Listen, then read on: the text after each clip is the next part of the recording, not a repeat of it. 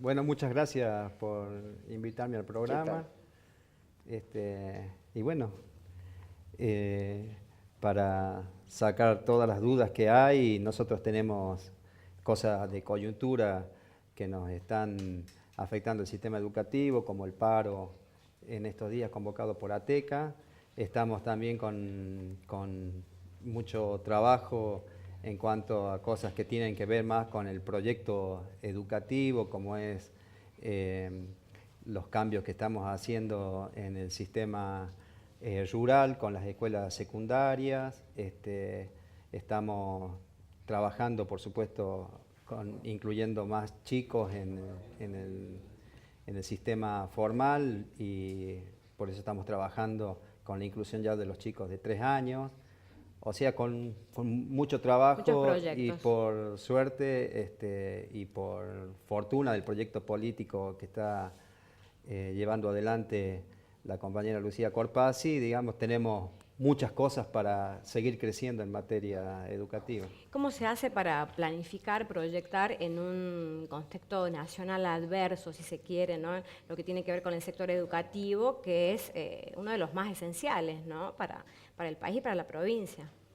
Sí, bueno, respecto de la centralidad de la educación para los proyectos de desarrollo y para las condiciones de vida de las personas y de las sociedades, este, está claro que la educación hay consenso respecto de su importancia. De todo modo, sabemos que no es lo mismo la educación pensada desde un proyecto nacional y popular que un proyecto educativo liderado por el neoliberalismo. Nosotros tenemos la experiencia de los 90 y sabemos que, bueno, que la tendencia en ese momento que se frustró porque, bueno, la alianza no continuó en el gobierno, era la privatización de la educación Sí. y modelos excluyentes de educación que se verificaban en los sistemas de evaluación, y bueno, en la propia privatización, que es un modo de mercantilizar la educación, y sabemos que el mercado es competitivo, no es integrador, no es inclusivo. Y bueno, ahora nosotros tenemos un gobierno del mismo signo de los 90, que lo conocemos por su actuación educativa en el campo en la ciudad de Buenos Aires, Sí. digamos, restringido a ese municipio. Este, y bueno, ahora se han encontrado por voluntad popular, por cierto, con la administración de todo el sistema nacional, lo cual es cuantitativa y cualitativamente distinto, ¿no es cierto? Ahora hay señales claras de que ese modelo implementado durante 8 años en la Ciudad Autónoma de Buenos Aires, desde el punto de vista educativo, se puede trasladar al nivel nacional respecto digamos, de bajada de línea de nación a las provincias. El sistema educativo de Capital Federal es básicamente privado, es decir, la mayoría de la matrícula está en el sistema privado. Lo que sabemos es que los pocos establecimientos públicos han estado siempre en la pelea por los recursos, por mejores condiciones de educabilidad y mejores condiciones de las aulas. Lo que sabemos es que ellos han tenido mucho problema para incluir a los chicos, porque bueno, siempre en los medios nacionales se ha visto que había dificultad para el ingreso a fin de año, para matricularse. Sabemos que ellos incorporan mecanismos de mercado en la asignación de recursos y en la inversión, o sea, los que invierten básicamente a través de empresas privadas. En este momento nosotros no podemos decir hay un proyecto claro. Lo que sí sabemos es que el Consejo Federal de Educación, en consenso con las jurisdicciones, se ha firmado un plan de acción de 5 años, y que también sabemos que hay ciertas continuidades que hasta el momento se están respetando, es decir, el propio funcionamiento del Consejo Federal. En materia de inclusión hay una perspectiva de incorporación de nuevos niños con la sala de 3 años, el Gobierno Nacional tiene también la misma idea. Entonces eso habla de cierta continuidad. Ahora, claro, sabemos, estamos teniendo también algunos signos en relación a empezar a incorporar privados en la educación. Los foros que se están haciendo con las ONG son una muestra de esas. Son básicamente los que participan son ONG de empresas Sí. multinacionales. A principio de año había mucha incertidumbre con respecto a los programas de políticas socioeducativas. Hablamos de CAJ, CAI, FINES, Conectar Igualdad, que desapareció y bueno, cambió el nombre. Había mucha incertidumbre en cuanto a la continuidad, incluso hubo algunos problemas con el envío de fondos. ¿Cómo se hace para revertir esto? Bueno, el 6% del PBI en educación se compone del esfuerzo que hacen las jurisdicciones provinciales y de la inversión que hace la Nación en el presupuesto, en su propio presupuesto. Hasta el año pasado, eso sí, la inversión del gobierno nacional circulaba a través de lo que nosotros denominamos comúnmente los convenios bilaterales, es decir, convenimos provincia y nación y decimos, bueno, la nación pone esto, la provincia pone estas cosas. Lo que continúa es que la nación va a seguir invirtiendo. Sí. Lo que se discontinúa es la forma de inversión, es lo que usted dice, claro, que hay programas que están discontinuados. Bueno, eso por supuesto es básicamente cómo repercute en Catamarca un plan de ajuste, digamos, ¿no es cierto? ¿Qué quiere? ¿Cómo se expresa? Bueno, por un lado, que el dinero empieza a llegar recién en julio, o sea, cuando antes, a principios de año, uno ya tenía más o menos una estimación. Llega, pero llega en este momento, llega con otra forma así de gestión de la administración de esos recursos. Llega con los que eran antes los programas, pero reducidos en cuanto al volumen de financiamiento. Y bueno, en ese contexto nosotros nos tenemos que manejar, digamos, o sea, es lo que se puede convenir con el gobierno nacional.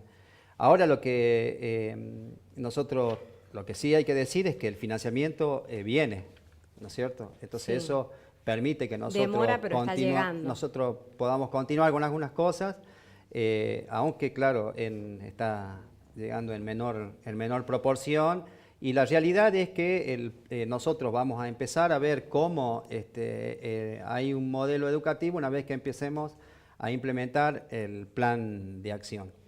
Hay que decir una cosa, nosotros tenemos que mirar como todo, digamos, en el proceso, el largo plazo y el corto plazo. En el largo plazo hay que decir que desde la ley federal, digamos, de concepción neoliberal, que concebía a la educación como servicio, a la ley nacional de educación, que ya concibe a la educación como un derecho, hay cosas que uno puede ver de largo plazo. El proceso de inclusión educativa arranca con la ley federal, o sea, el neoliberalismo tenía una idea de incluir a los niños. Y eso se puede computar como una política de Estado, digamos, si uno quiere, porque se ha ido incluyendo en la educación obligatoria a fracciones etarias de chicos que antes no estaban obligados a ir a la escuela. Eso va a continuar ahora con la inclusión de los chicos de 3 años. Se terminó ese proceso incluyendo a los chicos de 4 años en el obligatorio, ahora se incluirá a los chicos de 3 años. Lo que está claro es que en la proporción del financiamiento, de la inversión, del esfuerzo que hacen las naciones, el Estado, ahí sí tenemos muchísimas diferencias, porque es claro que en los 90 nosotros teníamos el 2,5 del PBI en educación y terminamos en el 2015 con el 6,5 del PBI, invirtiéndolo en el esfuerzo por educar a los chicos. Bueno, eso por supuesto se nota en la enorme cantidad de escuelas que se han construido, en el plan Conectar Igualdad, en el equipamiento para los chicos. Usted tenga en cuenta que el 0,8% del presupuesto nacional está dedicado a las escuelas técnicas, una enorme cantidad de dinero, cuando las escuelas técnicas habían sido borradas en la Ley Federal de Educación. Ha habido una recuperación enorme de eso que es eso connota un esfuerzo por hacer que los chicos se puedan formar en los oficios. Seguro. En la... Sí, sí. ¿Cómo es el tema de estas evaluaciones que se van a empezar a realizar a partir del mes de octubre? Creo que octubre es la fecha, sí, ¿no? sí. Las pruebas de evaluación, normalmente conocidas como ONE, Operativos Nacionales de Evaluación, nacen en el 94 con la Ley Federal de Educación. Tienen bastantes años en lo que fue hasta este año la DINIESE, la Dirección Nacional de Investigación, Estadística y Evaluación de la Calidad. Tenía un problema, una dificultad la evaluación en ese momento porque se asoció evaluación a calidad. Sí. Entonces quedó afirmado en la conciencia popular, digamos, y Que en el evaluar es segmento medir la calidad de la educación. Exacto. Entonces eso entorpece mucho las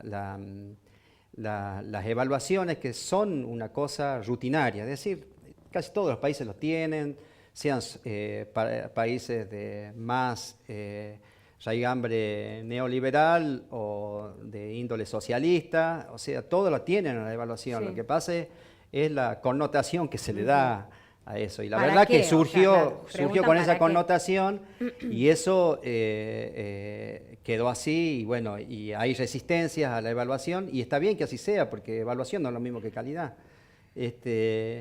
Ahora, que hace falta evaluar, sí hace falta evaluar.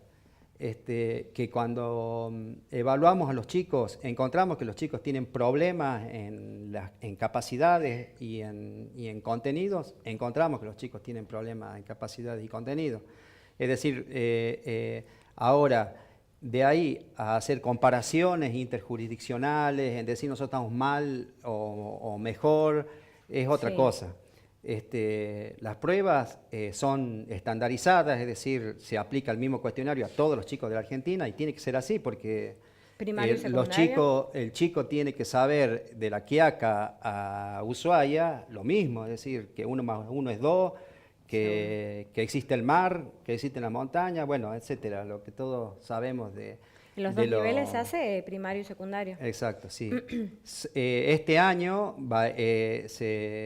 nosotros, el Ministerio de Educación de la provincia hizo su propio operativo, el operativo Pensar en Aprender, Aprender a Pensar, y el 18 de octubre arranca el operativo nacional, que es el operativo Aprender.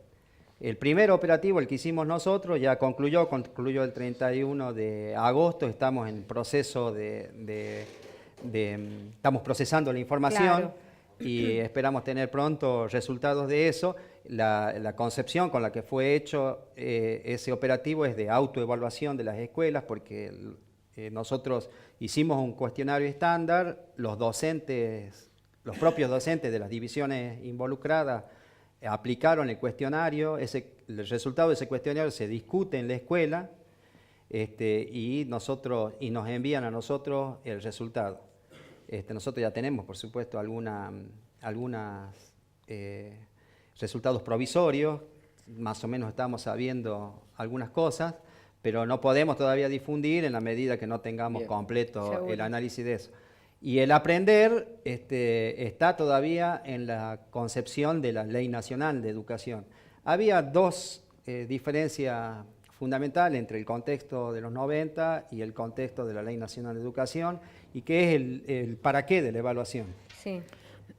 La Ley Nacional de Educación fijó un criterio legal, es decir, en la ley lo puso, tiene un sentido útil, es decir, uno evalúa para saber cómo actuar en relación con los resultados.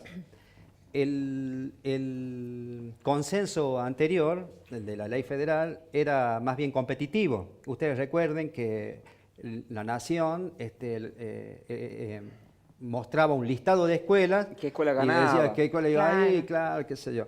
Eso es la verdad que es una barbaridad, digamos, porque instalaba la competencia entre escuelas, una cosa que por fortuna, bueno, ya desapareció, pero quedó en el imaginario todavía eso, y eso todavía molesta. Difícil de pero, sacarlo. claro, pero en ese momento, digamos, la la idea es de que hay escuelas mejores y hay escuelas peores, pero tenía que ver con el consenso privatista de la educación, porque hay otros modelos, los modelos que estimulan con las pruebas de evaluación la plata que se le destina a cada establecimiento, Claro. ¿no es cierto? Y normalmente los chicos que no responden bien los cuestionarios pasan a la categoría de subvencionados con ayuda social, digamos, a otra. Entonces, nosotros, hasta en todos estos años, desde la ley nacional, el consenso es que todos los chicos reciben la misma calidad de educación. Esa es la idea. Y la verdad que en términos de recursos, si uno se pone a mirar las escuelas estatales, y estamos muy bien, o sea, en términos también del salario docente, si uno se pone a mirar, el salario docente en la Argentina ha crecido en términos reales y en Catamarca todavía sigue creciendo. Y en términos de puestos de trabajo, el sistema educativo todavía sigue absorbiendo nuevos puestos de trabajo porque estamos creciendo. Y la verdad que todavía tenemos para crecer mucho más porque nosotros tenemos muchos desafíos. Nosotros estamos perdiendo chicos de secundaria. Nosotros a partir del segundo año de secundaria empezamos a perder y de 100 chicos nos llegan al último año 50. O sea, estamos mal y tenemos que resolver esa todavía deserción. esos problemas. O sea, todavía tenemos para crecer un montón en materia de educación. Tema muy interesante y realmente, pero tenemos problemas de tiempo como Qué siempre pena, y realmente... Pero va a venir de nuevo. Vamos a seguir profundizando porque es un tema muy interesante sobre los cuales hay demasiados prejuicios a veces y poca certeza. Así que te agradecemos tu presencia, Quique, y será hasta cualquier oportunidad. Muchas gracias. Muchas gracias a ustedes.